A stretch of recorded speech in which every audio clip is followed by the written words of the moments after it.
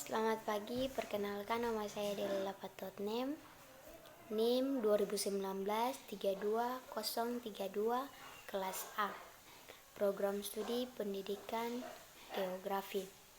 Ya, di sini saya akan membawakan materi tentang hak sipil dan politik pulau-pulau kecil.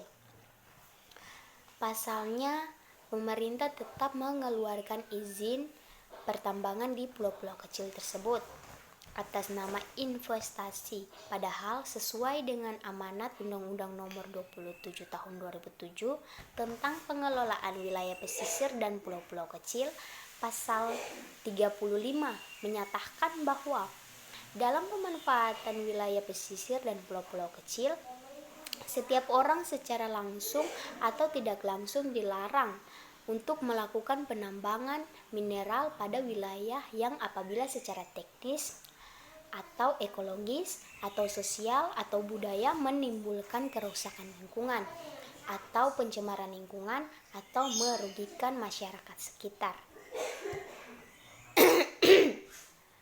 Kepala Kampanye Jaringan Advokasi Tambang atau JATAM, Melki Nahar, mengatakan Indonesia mempunyai 13.000 lebih pulau kecil. Dari jumlah itu, sebanyak 55 pulau kecil sedang dieksploitasi habis-habisan oleh kegiatan pertambangan. Melki menjelaskan dari 55 pulau kecil tersebut saat ini, sebanyak 29 pulau kecil sedang dikerut untuk kegiatan pertambangan komoditas nikel, batu bara, migas, emas, dan biji besi. Pulau kecil yang mengalami eksploitasi parah, kata Melki, terdapat di Maluku Utara, dan di seluruh pulau Sulawesi. Tapi yang sedang dihajar habisan-habisan adalah Pulau Wawoni. Itu ada di Sulawesi Tenggara.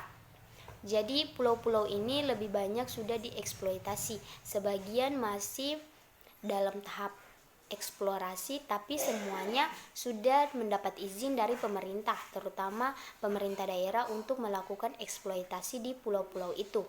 Jadi 55 pulau kecil itu sudah ada aktivitas pertambangan semuanya, ujar Melki pada acara peluncuran laporan pulau-pulau kecil di Jakarta.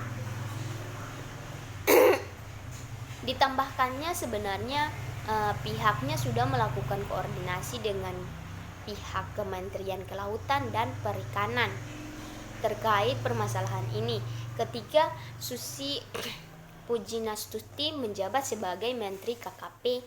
Memang pihaknya berhasil memenangkan gugatan untuk mencabut izin pertambangan di Pulau Bangka. Namun selebihnya Susi dinilai tidak bisa menyelesaikan permasalahan ini pada saat itu. Melki menduga pemerintah kesulitan menyelesaikan permasalahan ini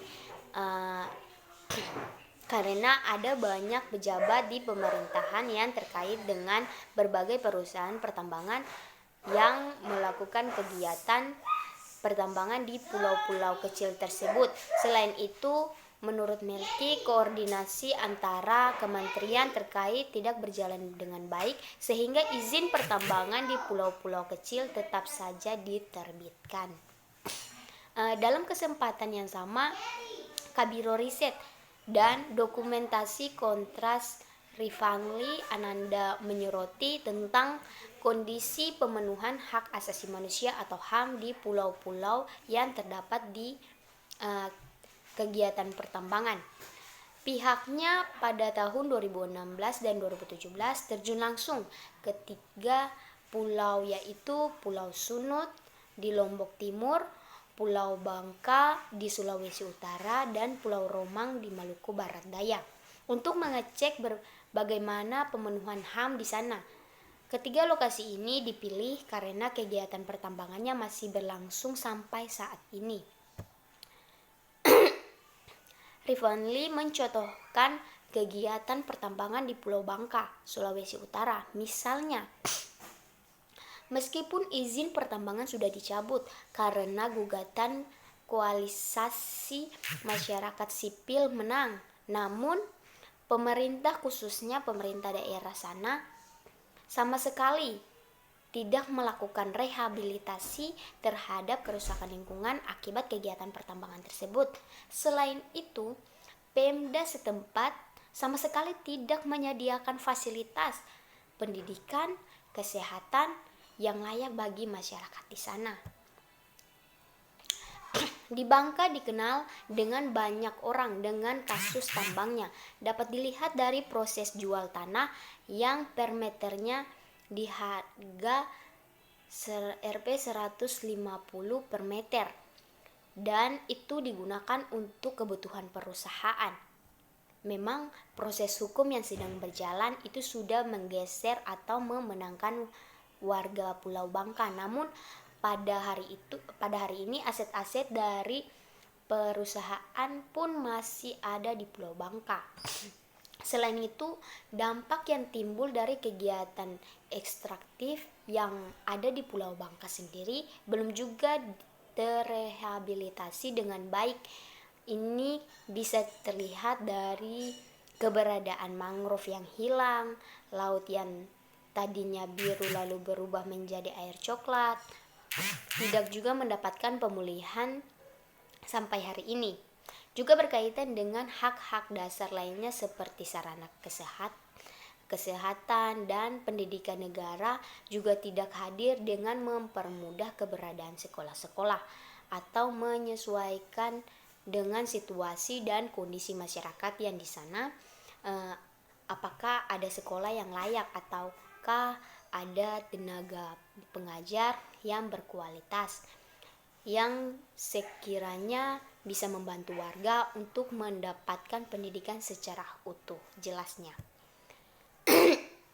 Dengan berbagai permasalahan HAM di ketiga pulau tersebut, Kontras melihat banyak yang dirampas dari masyarakat yang tinggal di pulau kecil tersebut, seperti hak sipil politik yang terkait dengan persoalan kebebasan bergerak, berpergian dan berpindah tempat. Lalu hak jaminan terhadap kelompok minoritas dan masyarakat adat, di mana masyarakat adat secara formil harus mendapatkan surat dari Pemda atau Pemda setempat. Namun nyatanya hal ini sampai sekarang masih belum dikoordinir juga dari segi ekonomi, sosial, dan budaya. Ya, mungkin itu saja materi saya hari ini. Jika ada salah atau kurang dari perkataan saya, selebihnya saya mohon maaf. Sekian dan terima kasih. Selamat pagi, salam sejahtera untuk kita semua.